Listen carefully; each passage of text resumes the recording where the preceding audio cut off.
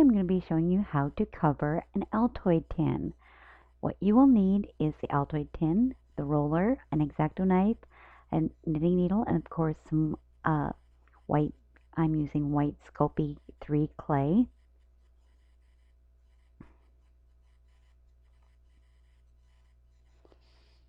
And first what you will do is you will condition it and get it ready to run it through your pasta machine.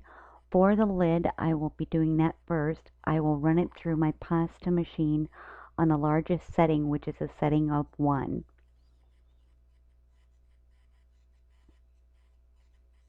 Get that rolled out. Lay your tin on. Put it top side down there and leave about 1/4 of an inch around and just cut around that. And kind of make sure it's even. Then you take your roller and you roll it and secure it to the lid, and this gets all the air bubbles out, or at least most of them, and then you can get any that may come.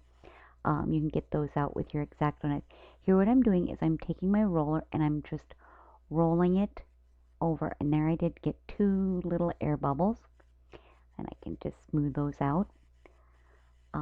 Rolling it and securing it. Now I'm taking my X-Acto and running it along that edge of the lid, and then just peeling off. It is so warm here today. My clay is so soft. I may have to, as it gets warmer, I may have to put it in the freezer for a while. Now I'm taking my double knitting needle and just running along and smoothing kind of at an angle, making it a beveled edge, kind of like I'm working with frosting in a way. And this helps to get a neat, clean edge so that you can see that little rolled edge of the lid. Now you'll notice I do have some dents in the lid, but with it being set on a setting of 1, you've got some playroom and you can roll those out as you work. I try to hold it really lightly. Okay, here for the bottom, I've rolled it on a setting of 2. And I will use my straight blade and just cut, leaving the bottom is a little bit bigger. So what I'll do is I'll go so that it comes up about halfway. And here you'll notice I'm cutting out the corners because I don't want those to be as bulky on the bottom. So and that will all fill in, but I don't want to have that big lump of clay to work with. And just kind of feeling and centering.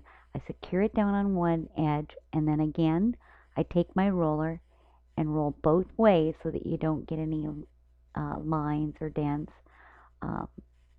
And I can roll off to the edge there. Now I can kind of secure the sides down, and this lets the air bubbles work out if there are any. Now I'm going to roll it up, and my clay is getting so soft here that it's going up very easily onto the lid.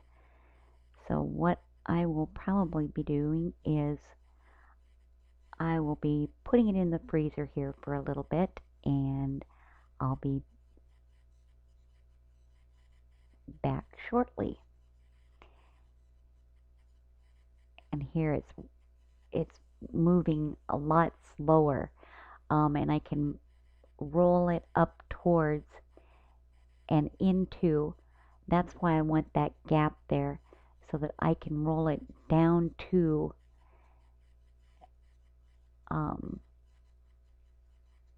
where the lid comes. I like to have the bottom kind of angle up in towards the lid, and that also helps when you open up your finished item. Gives you a little bit to grab. You can kind of grab in between there, but just rolling it down to that. It also helps for smoothing and for sanding, because I do sand them after I get it all smoothed and all around there. Okay, I'm just, this is the boring part. You're just rolling and smoothing, and it does take time. Working around the hinges, you kind of, I'm so sorry about not getting on camera here. Um, I try to work up, I leave a little place, and I do where the hinges are kind of last, and I kind of roll between there. Um, and you can get a lot of those marks out once you do sand. And there I neatly go up towards the hinge and just continue smoothing all the way around the lid until you're happy with how it looks.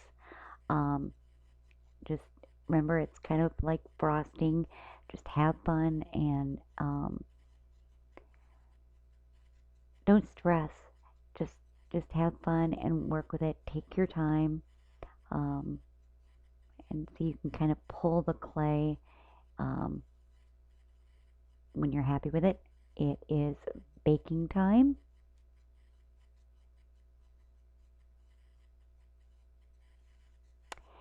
And there it is, all finished and baked. Now what I'll do is I work on a terry towel. I like to sit on the floor and work on a terry cloth, and then I rub it, and I sand and just sand and buff. I think terry cloth does smooth too.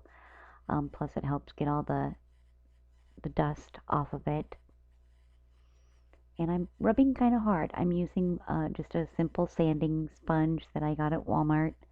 Um, as you can go down in the grates, open up the lid, get those edges real good, bevel them down so that it's smooth up to the tin. When you're happy with it, you can paint it, and then even when it's painted, here I'll show you in a minute. Once you get the desired amount of paint on it, you can take and just by rubbing it on the terry cloth, it buffs the paint, and you get a really, really nice shine just from buffing on a terry towel. So I hope this has helped. That's how I wrap my Altoid tins. If you have any questions, feel free to message me. Thanks for watching, and happy crafting. Bye.